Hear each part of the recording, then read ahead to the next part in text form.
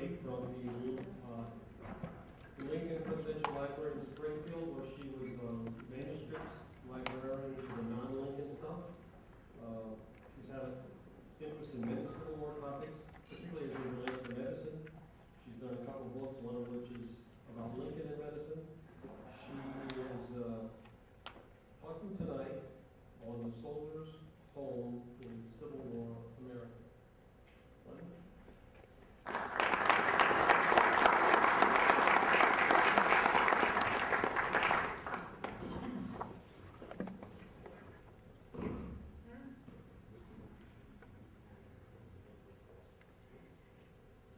Good evening. How is this? Is this loud enough? Am I close enough? Yes. Okay, how are you okay? Can you hear okay? Yep. Okay, good.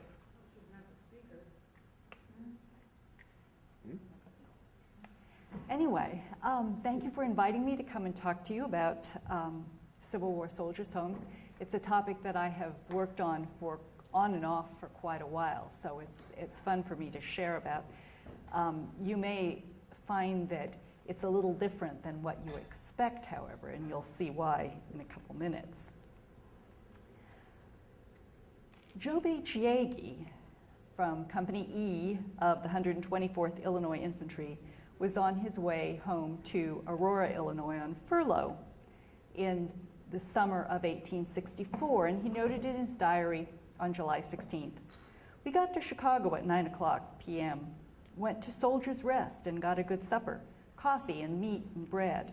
The train for Aurora does not run till tomorrow night." The next day, he noted in his diary, "Got our breakfast here at Soldier's Rest at 10:00 a.m., same as supper. We had dinner at 3 p.m., and he left on the 9 p.m. train." So he was apparently one of the 761 arrivals at the Soldier's Rest the week before July 23rd, and ate 3 of the 1,865 meals that were served that week. So what exactly was a soldier's rest, or a soldier's home, or a wayside home, or a wayside hospital? Because these institutions went by all of these terms, depending on whether you were in the North or the South. In the North, it was either a soldier's home or a soldier's rest.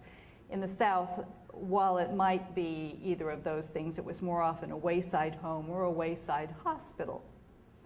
The purpose of these soldiers' homes, or we can use any of the terms interchangeably, was to meet the needs of soldiers in transit, those who are traveling alone or in small groups to their regiment or from their regiment to home, possibly from the hospital to home, or they may be, either they're going on furlough or coming back from furlough, whether it's they're healthy and it's a good kind of furlough, or they're sick and they're going home to get well, hopefully.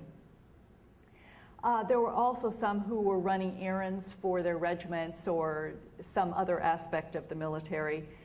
There were some who were heading home after they had been discharged. There are others who were on their way to the regiment for the first time. And all of these ran into one or another kind of difficulty because of traveling, often without funds, without anything particular to eat, without shelter, and some of them were already not very well.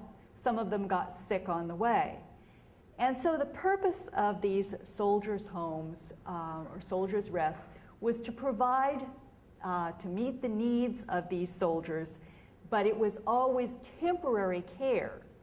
So for those of you who are hoping that I'm going to talk about places like the home that was here in Milwaukee that cared for soldiers long-term who were disabled and primarily after the war, I'm sorry, that's not what I'm going to talk about. But at any rate, I hope that you'll find something interesting in this respect too, because in fact, these temporary homes often grew into something else, at least in some places after the war, when they realized that, yes, they were going to need something more permanent than these temporary wartime homes. Now, as I said, it's always to provide temporary care, and they're located in towns and cities of various sizes, but they're always on transportation routes, whether it's the railroad or by boat. Often places where transportation crosses, where people have to change trains, as Yagi did, and he ended up there for 24 hours waiting for his train. The homes varied with the needs. It might only feed soldiers coming through. It might feed and lodge them. It might provide only medical care, or a combination of any of the above. It also might, on occasion, some of them provided some minimal social services, aid with paperwork and some other things like that. But it's important to realize that the establishment of a whole soldier's home in any particular place was always dependent on the needs of the soldiers who were coming through that place at that time. And these soldiers' homes, as I said, they're in the north, in the south, could be established at any time during the war, but they tended to be established more often in the latter half of the war. So there are more of them then, rather than established earlier on. But in fact, one of the earliest ones that was established was in Washington, D.C. It was set up by Frederick Knapp, who was an agent for the United States Sanitary Commission. He organized this home about August of 1861. And the problem that he was trying to meet was, as you can imagine, there are all these recruits coming to Washington, D.C. They're new, they're raw, they're coming with minimal supplies. They're showing up at Washington in small groups, perhaps, looking for their regiment and unable to find them. There are sick soldiers who they're not sick enough to be sent to a hospital, but they're not well enough to go to their regiment. There are soldiers who have showed up in Washington with physical conditions that indicate that they should never have been mustered in. As you know, early on, doctors did not do a very good job of examining people, considering how many women there were ending up in the Civil War armies. They didn't do a whole lot of examination often.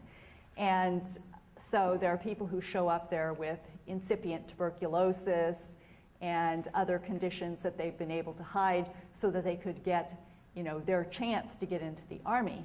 But once they're there, they realize, well, these people should not be here. So they're waiting for discharge paperwork. There are some who have no travel funds to get back home after they've been discharged.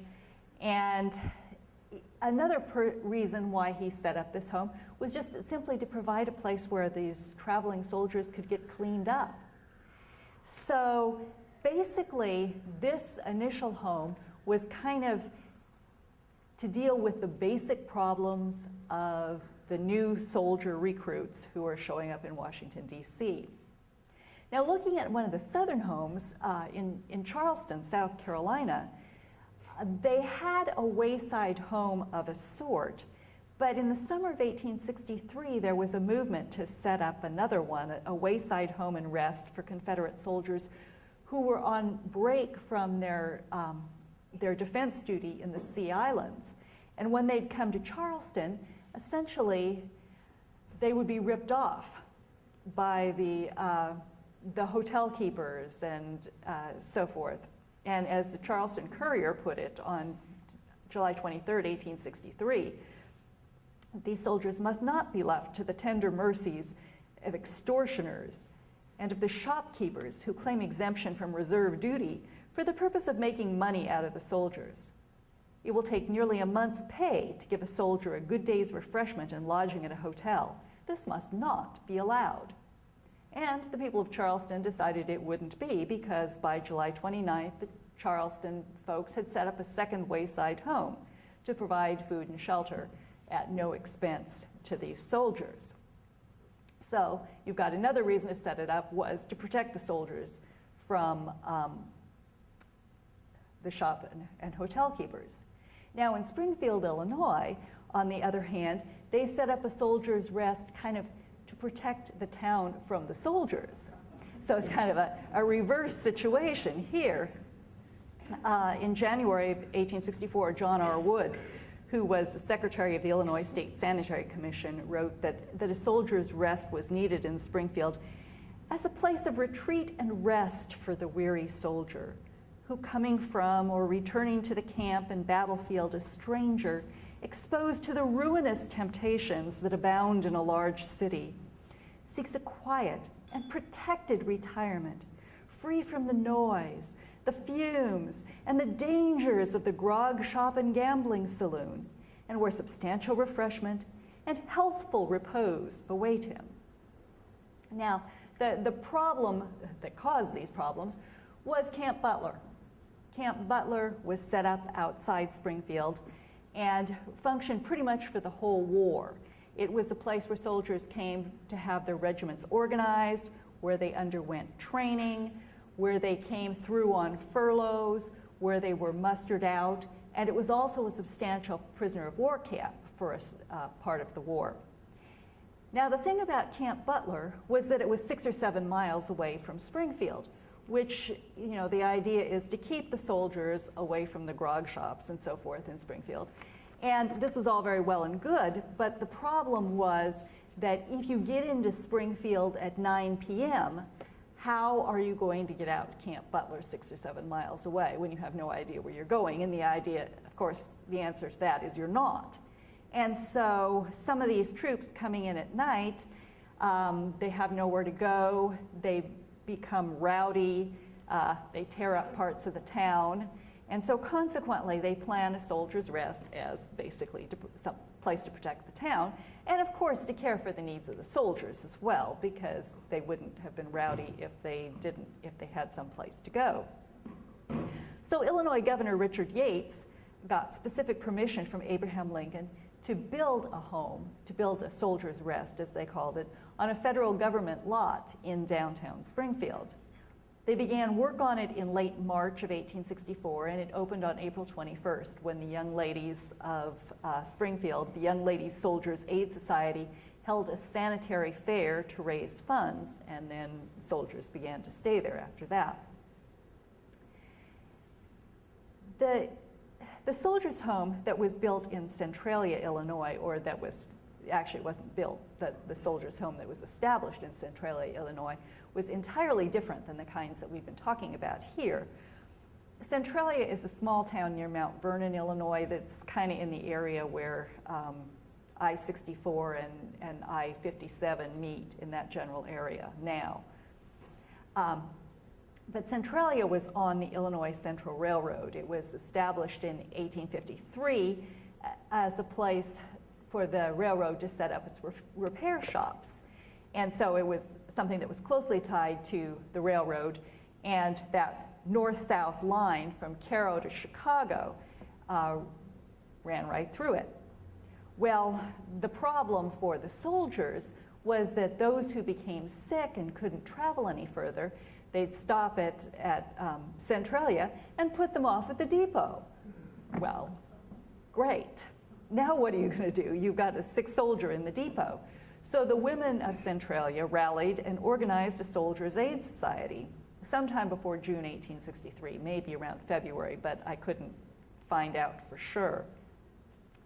So at first they cared for these soldiers who'd been put off the train either at the station or at a hotel, but they organized an actual home in August of 1863. And their purpose always was exclusively to provide medical care. It was always a tiny institution, never larger than 12 or 15 patients at a time, but, you know, exclusively temporary medical care. Now, Milwaukee also had what they called initially a soldier's home, which we call a soldier's rest at this point, that opened in April of 1864. Basically, it opened because they'd seen the example of Chicago. They had seen how Chicago's rest had cared for Wisconsin soldiers coming through. And they'd also noticed an increasing number of diseased, wounded, or penniless soldiers coming through the city since January of 1864. In fact, they were seeing hundreds of soldiers who were in this same kind of friendless condition, as they might put it. And so they located a building and rented it at 207 West Water Street. As they put in their article, it was a few doors north of Spring Street. And they ask in their initial information about the home that they would please send furniture, people would send furniture, bedding, foodstuffs, whatever they could to aid the establishment and continuation of the home. Now, just because a soldier's home was established, it doesn't mean that it existed for the whole rest of the war or that it existed in its same format. As the needs changed, the homes changed, simply because that was what they were set up to do. In Charleston, we already saw that they set up a second home because of the need for more people, or to accommodate more people. In Chicago, they also ended up setting up a second home, actually, because the soldiers' home that they had, they realized that they needed a permanent home for the disabled. And so they established that in the home that they were using and built and opened a soldier's rest in February of 1864 for the transient soldiers. And both of these institutions were managed by the same ladies' group. In Montgomery, Alabama, one of the Confederate wayside hospitals was established by the Ladies' Aid Society in June of 1861, and they called it a soldier's home. But by the late spring of 1862, they had moved it to a larger building. It became the Ladies' Hospital and ultimately a regular part of the Confederate hospital system of general hospitals behind the lines. The hospitals in Centralia that I was telling you about also went through a change because as the location of the theater of war changed, there were fewer sick and wounded soldiers who were coming through.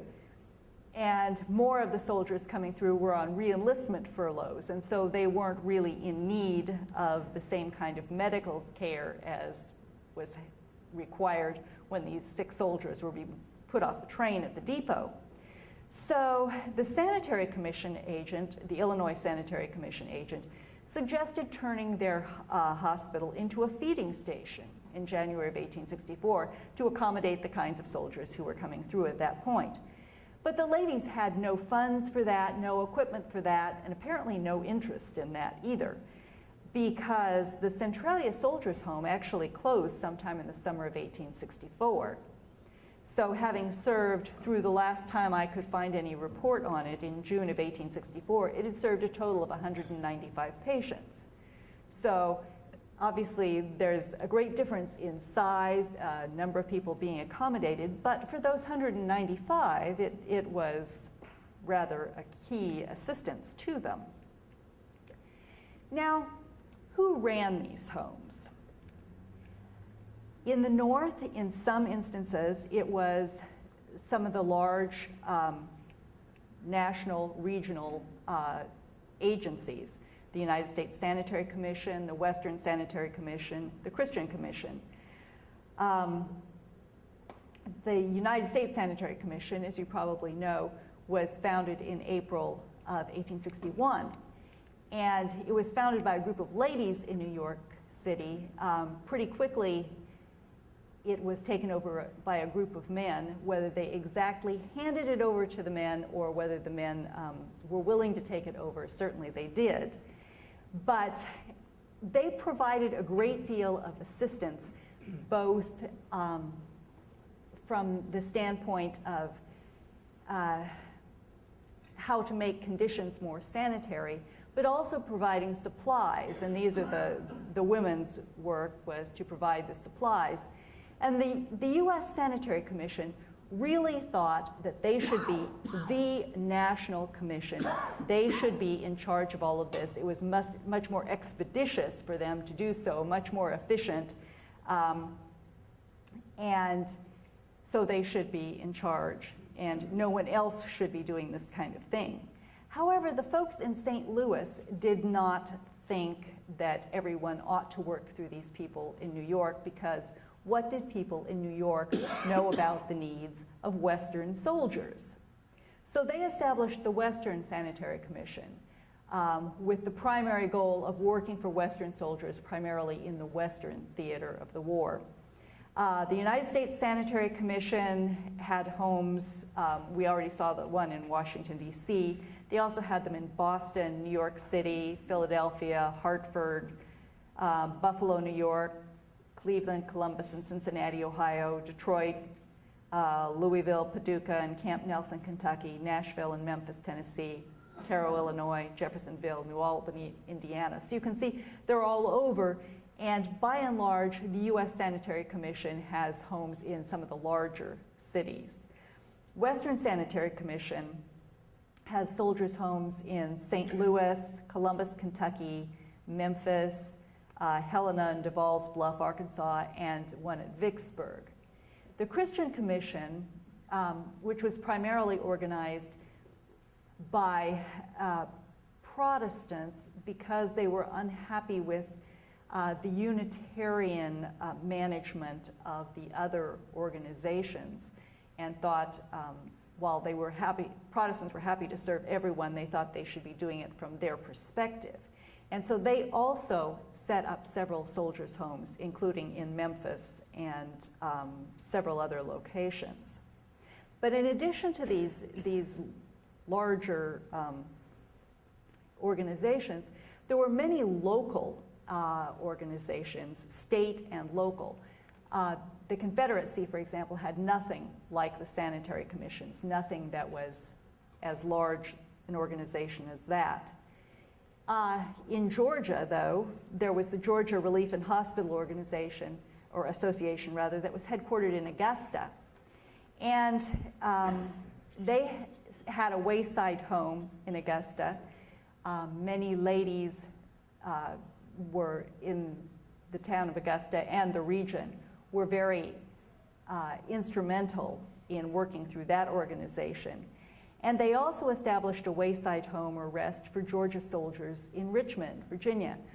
And you know, you can see the states' rights principles active even in medical care. You know, the hospitals for particular soldiers of particular states and wayside homes as well. Now, the US military doesn't have any of these wayside homes, but in fact the Confederate military medical system did have several of these wayside hospitals or wayside homes that were under their management. But as we've already seen with Centralia and all over both North and South, there are a lot of local ladies' soldiers' aid societies that are involved with set up and manage these kinds of homes because they're on the scene. They see the need and they meet it. Now, aside from the fact that there are women who are setting up these homes, they're involved in other ways as well. Not only do they set it up, they plan it, they organize it, they lead it. Even though in Chicago, for example, they had a man who was the figurehead of the organization. In fact, they had to persuade him to continue to lead it. Nevertheless, they were the ones who were organizing it. And each week, 3 of the ladies would be chosen to manage the soldiers' rest. Next week, 3 more other ladies would do it. And there were a substantial number of women who were involved in this project. Now, in addition to the actual management, there are women who were involved in fundraising, who are soliciting and providing supplies, doing nursing, working in other ways at the home. And some, in some instances, do more than just occasional volunteering. Some of them live at the home as matrons or other workers. Harriet Wiswell, for example, of Princeton, Illinois, had formerly been a nurse at the Benton Barracks Hospital in St. Louis. And she worked as an assistant matron at the Western Soldiers' Homes, Western Sanitary Commission Soldiers' Home in Vicksburg, Mississippi.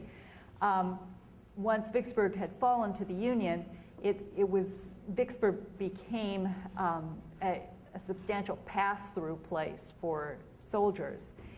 And beginning in November of 1863, Hattie Wiswell worked there until May of 1865. She lived on the premises, and she was especially involved with the cooking and the baking for these soldiers. This was really a major feeding station with as many as 600 soldiers eating there per meal. And she wrote a series of letters to her stepmother in which she described the kinds of cooking that she was doing for the soldiers. And one morning she baked 40 pies before 1 p.m. and they were all eaten at one meal. So it's like all this work and there it goes. So, you know, if you've ever felt frustrated by your dinner being eaten right after you cooked it, you know, and then you have to do it again, well, this was even worse than that. She did eventually help nurse sick soldiers there as well and did all kinds of other supervisory and as needed tasks. So she participated clearly more than most because she was so closely tied to this soldiers' home. Now, how are the homes supported and supplied? Because just like any other charity, any 21st century charity, fundraising was basically a constant issue. And the decision to open a home leads to, guess what? Requests for funding. So there were a lot of ways that they raised funds, various kinds of events. You know, sanitary fairs were ubiquitous, especially after the one in Chicago in the fall of 1863. Then everybody said, oh, well, we can raise funds by holding great fairs as well, that they would raise their money by charging admission, having exhibits and entertainment that you paid extra for, selling food and other homemade items, having raffles and those kind of things. And so, you know, there are big ones in large cities, there are small ones all over the place else. And in fact, there's some in the South because the idea of a fundraising fair was not new with the sanitary fair. These kinds of things had been done before, but they're certainly been put to greater use during the Civil War, for sure. There were concerts to raise funds, lectures, tableaus, strawberry parties, you name it, they tried it. And they also handed around formal subscription books for people to make pledges as well. Now, another key to the fundraising was the whole use of newspapers. Directly and indirectly, they were really vital, actually. Virtually everywhere, north and south, you know, a lot of the information that I know about the soldiers' homes, especially in some of the more obscure places, comes from the newspapers because they would announce the plans, the construction, the opening, the meetings. The newspapers reported the meetings of the lady managers in Chicago when they met every week. They would report statistics, how many people had been through, how many had been fed, how many had stayed overnight, and any kind of other information that might have been useful about the home. Newspapers also, you know, printed requests for funds, generally funds for specific purposes. They solicited supplies. And they also assisted by recognizing the donors. You know, if you're going to give something, it's nice to know that it's appreciated. And so they'd give specific names with the amounts of the items that, either the amount of money that they gave or the types of items that they gave. And so you can find out quite a lot about what was needed and what was used at some of these homes because of what's in the newspaper. And of course, individuals wrote letters to their friends and to other ladies' aid societies in surrounding towns, soliciting funds as well. Now, there tended to be some pretty substantial responses to the fundraising efforts sometimes, at least at the beginning. And individuals donated what they could. It might have been $1 or $2, it might have been $100 if you're talking about someone who's fairly well heeled. Groups also, businesses, aid groups, the grand jury of Madison, Georgia donated $86.10 that they collected among themselves to the Wayside Home in Augusta. So all sorts of people certainly contributed to these Wayside homes. And there were lots of donations of supplies depending on the season and the location. And just to give you some idea, in Augusta, Georgia, peaches, eggs, butter, socks, dried fruit, sage, peppers, mustard, okra, lint, old linen, shirts, drawers, pickles, cabbage, turnip greens. And you know, there are duplications, of course, from place to place. But in Charleston, they received quarters of beef, pillows, box of medicine, letter paper, turkeys, mattresses, brooms, towels, handkerchiefs, the services of a manservant. And he happened to be the slave of a doctor, so that was probably very handy for them to have that assistance. Farina, chickens, apples, biscuits, cinnamon, barley, blackberry wine, mutton, ketchup, New Testaments. In Chicago, they also received iron bedsteads and 2 cows and a calf, one of whom met a sorry end when it was hit by a train in October of 1864. But so you can see that just all kinds of things would be useful and used at these homes.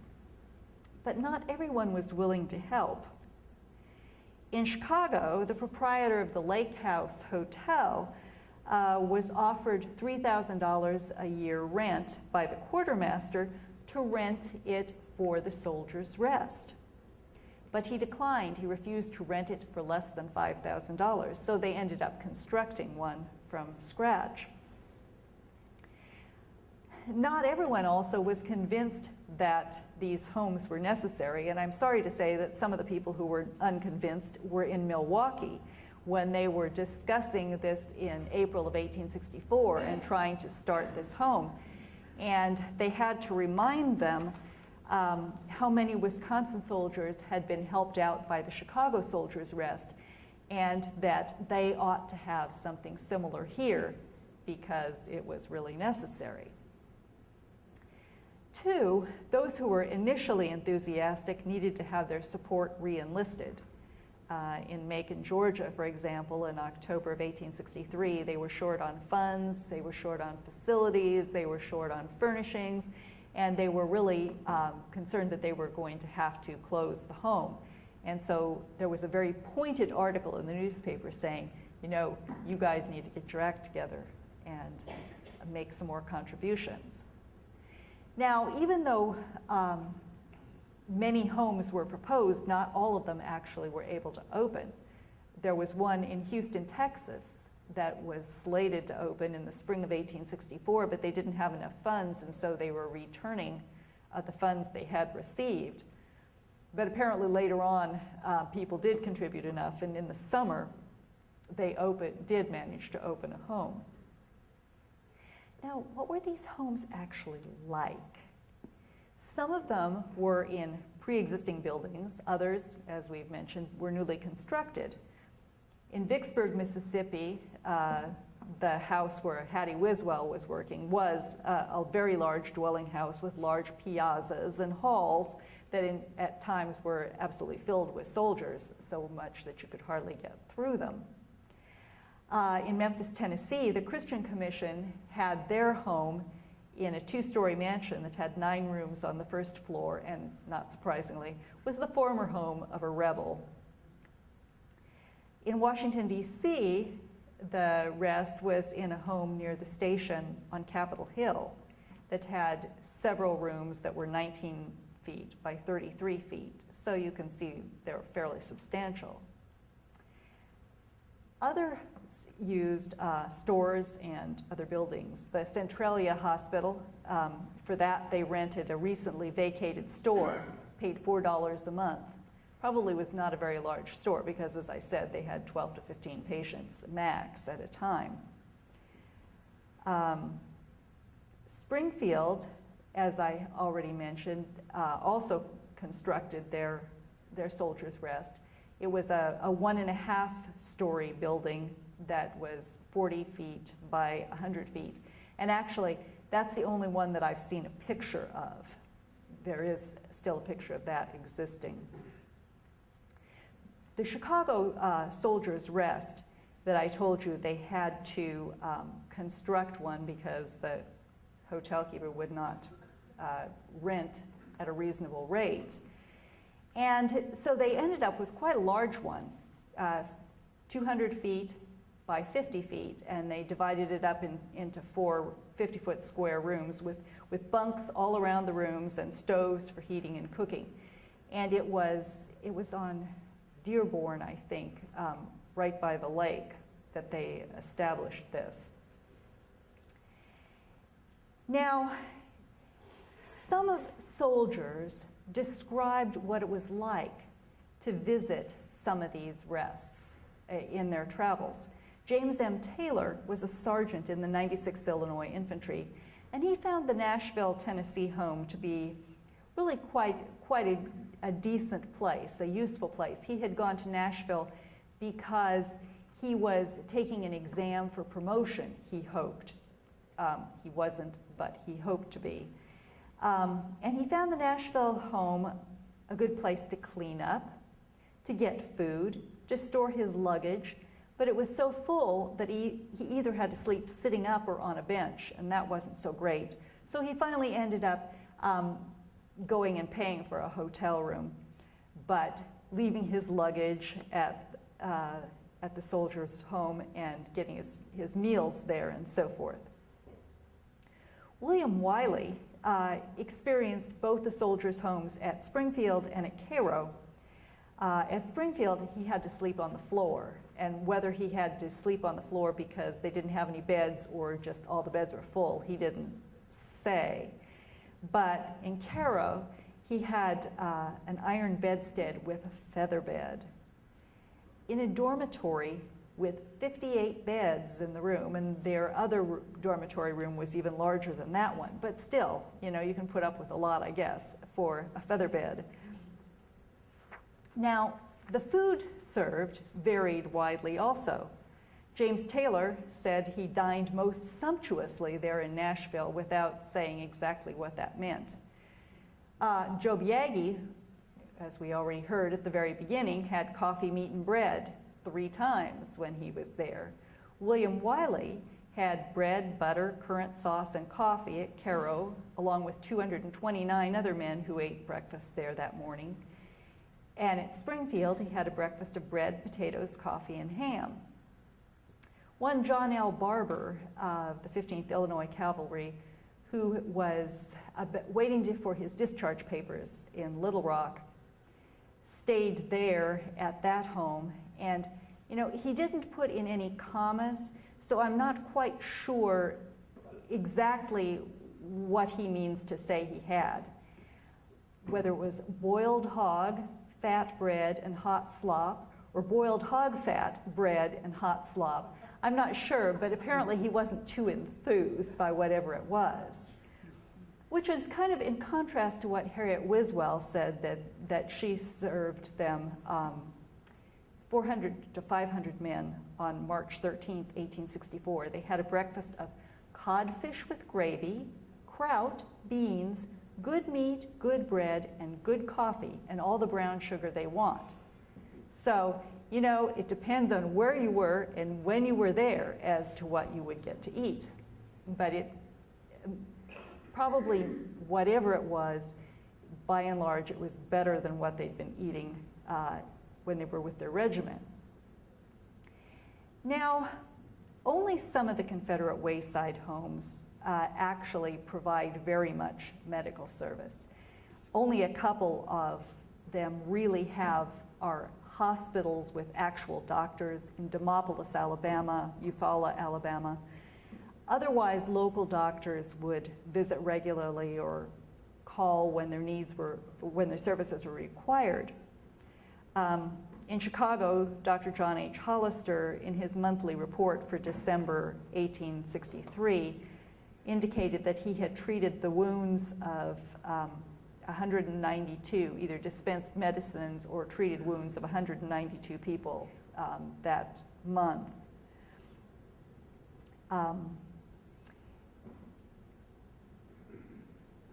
In Augusta, Georgia, the newspaper in July of 1862 described the wayside home as a place that furnishes shelter and refreshment to those who arrive prostrated by sickness and painful wounds and exhausted by loss of sleep and fatigue of travel. Ice water to drink, a basin of cool water, a towel, and a clean shirt await each sick or wounded and toil-worn soldier, and a surgeon to dress his wound, after which a comfortable meal is provided, and he is then conveyed carefully back to the railroad car.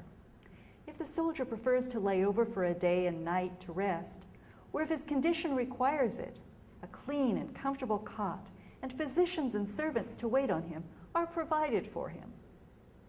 So was this always the case? Of course not. But it, or something like it, was the ideal that the soldiers' homes certainly each wanted to reach. So ultimately, what was the effect of the soldiers' homes? Thousands of soldiers were assisted. In Vicksburg, Mississippi alone, from August 6, 1863, when the home opened, to May 1865, 115,300 total soldiers were served. 209,760 meals were served. 93,412 soldiers stayed overnight. We've already seen that in Centralia, 195 sick and wounded soldiers were served in their hospital. There are no total statistics of soldiers served provided, but just you can find various places at one time or another these kinds of statistics. But it's clear that the food, the shelter, the medical care, some social services that were dispensed to thousands of soldiers were dispensed to people who could not have paid for them themselves and would not have been able to find them in a place that they were a stranger had they not had this assistance. As I know of so far, there were at least 41 locations where these homes were located in 17 states plus Washington, D.C. 17 Confederate homes that I know of in 5 Confederate states in that grouping. Now, the fact that thousands of soldiers were assisted, it was also a tangible way for women and civilian men and some children to support their soldiers and their country in the midst of a brutal civil war. So thank you very much.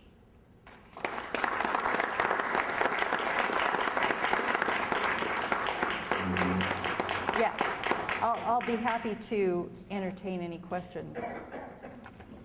Attempt to entertain them, yeah.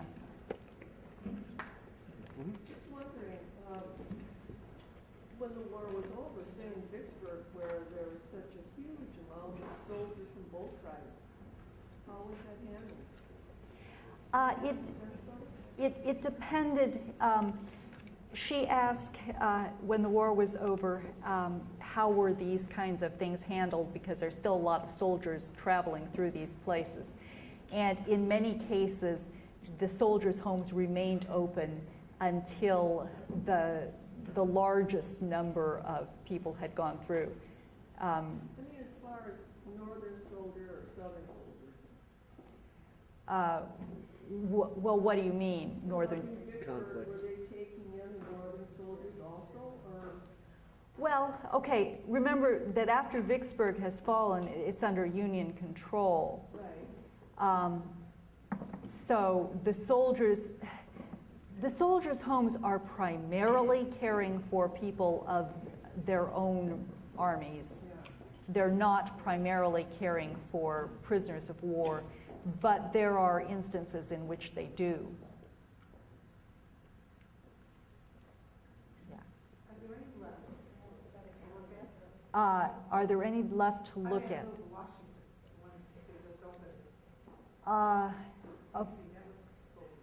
Okay, the soldiers' home in Washington, D.C., that one is not this kind. Okay, that's the kind for the disabled and old soldiers. And in fact, it was open. It's one of the few that was open for disabled old soldiers at the time of the Civil War. Okay, but there was something downtown near the railroad station that I talked about that was founded by Matt.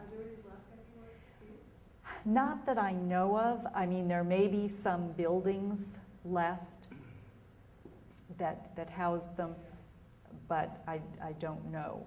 You know, some of them you can know where they were because they actually gave the address. What was the address of Milwaukee? 207 East Water Street. Yeah, it was on Water Street, 207 West Water Street. Right near Spring Street. Is there? Okay. Okay. He says there's a marker. What is North Water Street? Is that Plankinton? Yeah. The West Water? West Water Street, I think, is in Walker's Point. That's No, that's South Water and North Water. See, that's the problem that you wouldn't know about. Yeah. So West Water Street is Plankinton Street. Yeah. Because it's Well, on the west side of the river.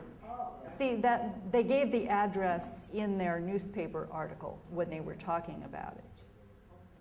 But, you know, they don't always do that. Or they'll say, in Centralia, they said, in so-and-so's old store. So that wasn't any help. Yeah.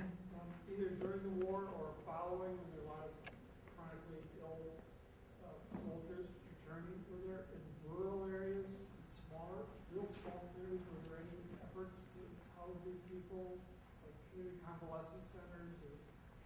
You know, I don't know. I think many of them were, of course, taken care of at home. And it was when they either had no one to take care of them or they were for some reason unmanageable that they would end up in a soldier's home. Because, you know, it's kind of like the philosophy of hospitals at the time. You know, you didn't go there. The place to be treated medically was at home, if at all possible. So, and that would be what they would want to do primarily for their soldiers, if they could. But if they had no place to go, then it's primarily the larger cities that have the resources to set up something. We used to vacation in western Michigan, out of Berrien Springs, family resort. But supposedly it started out as a convalescent home in a farmhouse. And people's families could visit their convalescent relatives, and they just liked the place, and they just naturally developed into a resort. That's how it started. Well, and if it had springs that with, you know, at least supposedly healing properties, well, yeah, that makes good sense. Yeah. Go ahead. I don't know if everybody knows here, but you know, the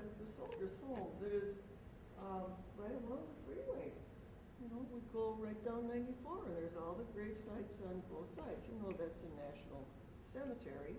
And the buildings that are there, there's funding being raised for, those are the original buildings of the soldiers' home. And I'm just talking to this gentleman who's saying he thinks it's the last one in the country of the original buildings that were built during that time. There are? This is the best collection, yeah. And that's what this book is all about, and I'm sorry to say I do have one at home and I haven't read it, but yeah, we should know our Milwaukee history. Hi, I have Oh, one sorry. question, and Yeah. it's about the funding. The way I understood your speech is that all of these homes, and we'll take the union homes, or the homes in the union, were funded by private donation. The state governments, all the 20 states or whatever union, all of them were so poor that none of the states gave any aid to any of these homes. No, that wouldn't be true. Because Illinois, for example, did have their own state sanitary commission, and they provided some aid, but it was really only some aid. It was primarily private donations. Yeah. Well, in the South, the last year or so of the war, I mean, there's infrastructure that was so capsized, and how could they, riots? Well, they did the best they could, and it depends on where you are, because some places are relatively untouched until late in the war.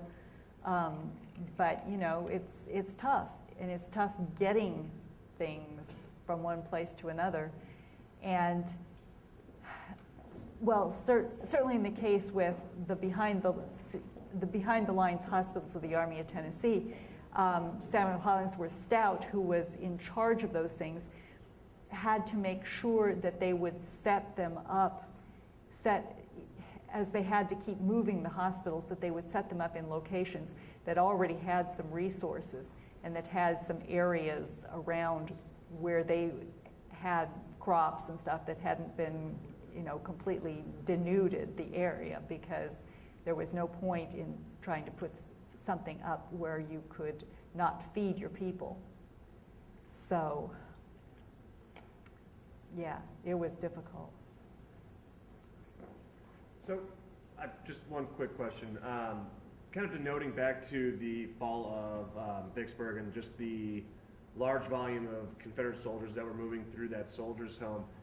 During the fall, is there any documentation of any reports of any soldiers that were too ill to be moved, were left behind? And if so, was there any conflict that was recorded between the soldiers, or was it mainly amicable once it was taken over?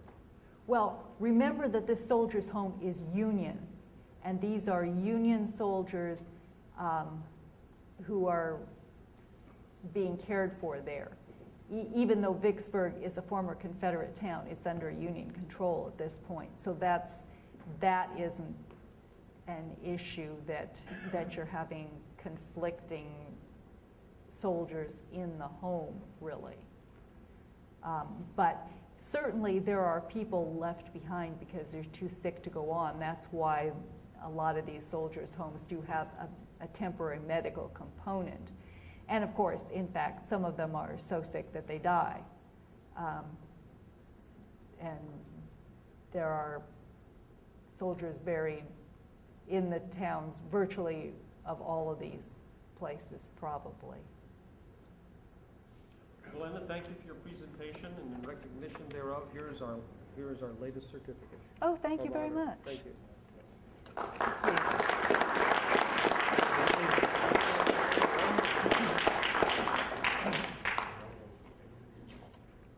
After the Civil War, the veterans of the Iron Brigade, which were the 2nd, 6th, 7th Wisconsin, 19th Indiana, 24th Michigan, Associated Battery B, 4th United States Artillery, formed a Veterans Association, the Iron Brigade Association. Shortly after the war, they also opened up membership